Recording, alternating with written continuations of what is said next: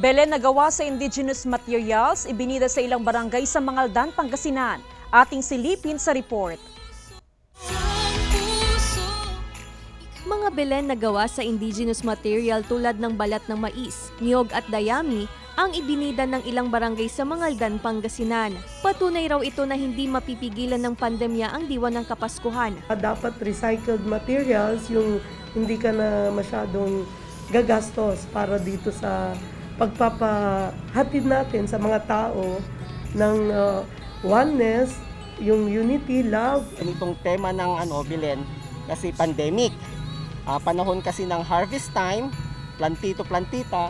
Kaya si Mama Mary at saka si Papa Joseph, parang inaano namin sila na bumalik sa dati na magkaroon ng oras sa pagtatanim. Ayon sa lokal na pamahalaan, naisipan nila ang Belen Making Contest para maipakita ang galing at pagkamalikhain ng mga residente ng bawat barangay sa pagdisenyo ng Belen. Kahit may pandemya po, pinapil pa rin ang Christmas na spirit natin na tuwing December ng 25 na nasiselebrate po natin. Season of happiness and Christmas.